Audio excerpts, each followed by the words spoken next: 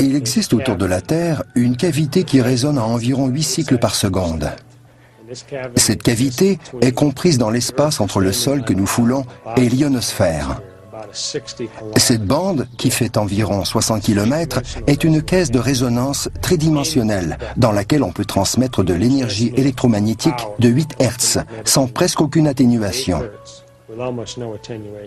La résonance Schumann tire ses mégawatts d'énergie des éclairs qui se produisent plusieurs fois par seconde partout dans le monde.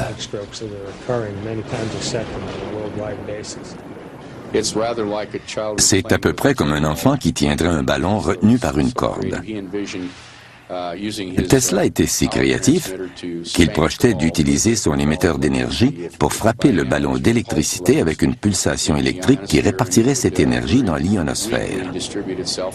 Et au moment précis où l'énergie arriverait de l'autre côté de la Terre, Tesla aurait envoyé une autre pulsation électrique et ainsi de suite, jusqu'à ce que l'énergie accumulée devienne si importante qu'elle puisse être captée par une antenne appropriée. Tesla avait le projet de distribuer l'électricité à tous les humains de la Terre.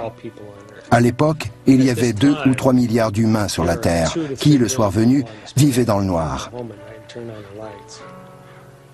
Nous avions l'électricité, mais les gens pauvres n'en disposaient pas.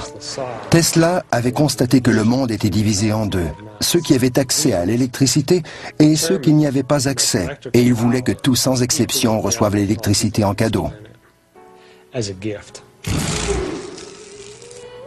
C'est à Colorado Springs que Tesla met au point la technologie qui lui permet de produire des courants à très haute tension. Lorsqu'il met l'interrupteur en marche, les éclairs qui apparaissent dans son laboratoire sont retransmis à l'antenne et à la boule de cuivre qui la surmonte. D'immenses éclairs bleus s'échappent alors vers le ciel et atteignent plus de 30 mètres. Le tonnerre provoqué par ces éclairs s'entend à 25 km à la ronde. Pour Tesla, c'est un couronnement, de la foudre fabriquée par l'homme.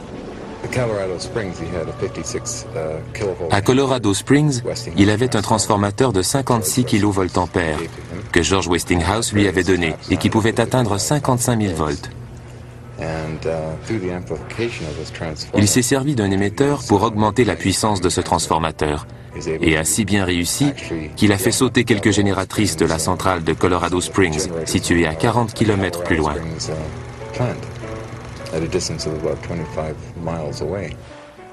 On a cru tout d'abord qu'il avait tiré tellement d'énergie de la centrale électrique que les génératrices avaient sauté. Mais aujourd'hui, on pense plutôt qu'il avait capté de l'énergie dans l'air ambiant, à haute altitude, et que cette énergie a été reconduite dans ces génératrices.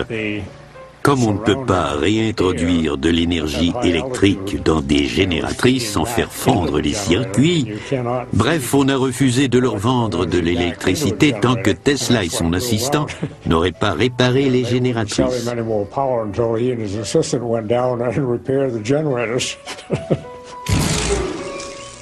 Tesla conclut que les courants d'énergie de la Terre peuvent être utilisés pour transmettre de l'électricité n'importe où sur la planète.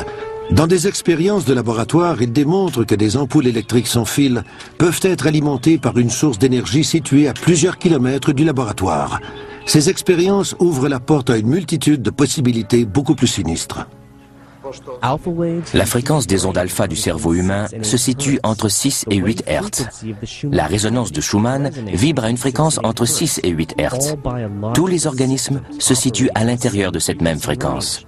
Donc, le cerveau, la Terre et tous les organismes vivants ont la même résonance électrique, entre 6 et 8 Hz.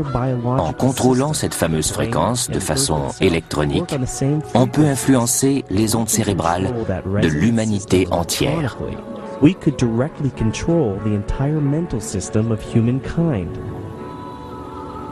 Conscient des conséquences terribles que sa découverte pouvait avoir, Tesla décide de la mettre en veilleuse.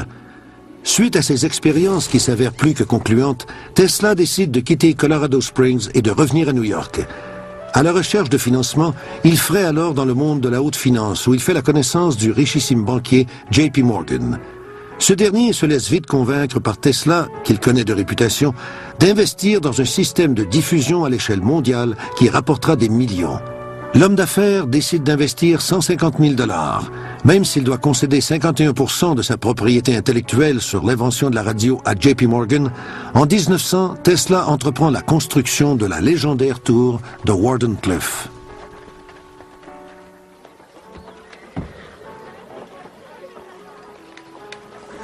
Tesla voulait prouver que l'énergie se retransmettait par ondes radio. Tesla avait convaincu ses investisseurs, mais c'était l'électricité qui l'intéressait avant tout.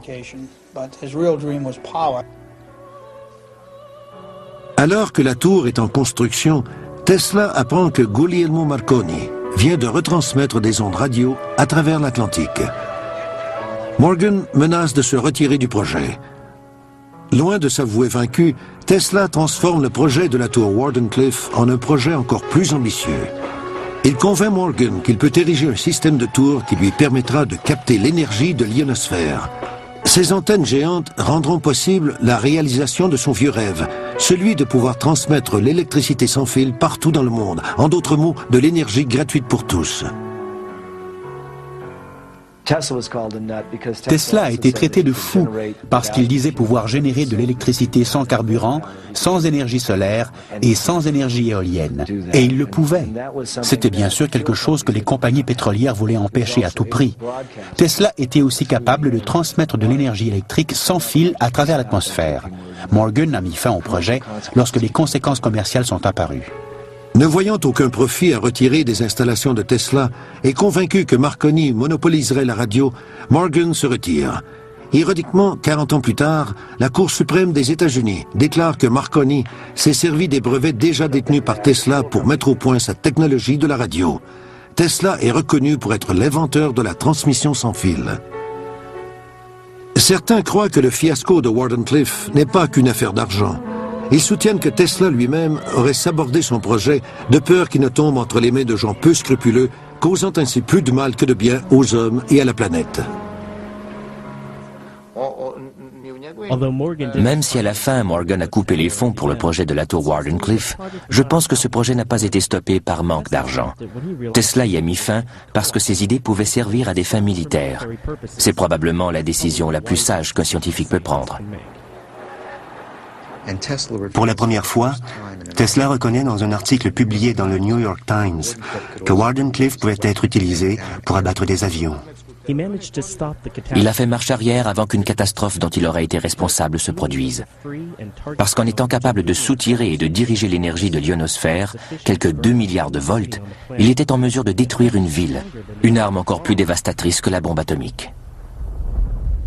Tesla a-t-il découvert l'arme de destruction ultime? La réponse à cette question n'est toujours pas claire. En 1915, une rumeur veut que Nikola Tesla et Thomas Edison reçoivent conjointement le prix Nobel, mais la rumeur s'avère fausse. 2 ans plus tard, Tesla reçoit la médaille Edison décernée par l'Institut américain des ingénieurs électriques. Toute la crédibilité que cette récompense aurait pu lui apporter est vite détruite par la propension de Tesla à se vanter que Wardenclyffe peut être utilisé pour modifier les conditions atmosphériques. Pendant la guerre, ils ont démoli la tour parce que les militaires croyaient qu'elle servait à espionner. 2 ou 3 charges de dynamite ont été nécessaires pour la faire tomber. Elle était si bien construite qu'ils ont eu du mal à la démolir. Mais avant que la tour ne soit détruite, on a fait des expériences sur les ondes scalaires. Tous les oiseaux, les mouettes, avaient déserté la région dans un périmètre de 30 km. Les pêcheurs se sont plaints qu'il n'y avait plus de poissons dans une zone de 15 à 25 km pendant que la station opérait. Les animaux avaient le même comportement étrange que l'on peut observer durant le jour ou les heures qui précèdent un tremblement de terre.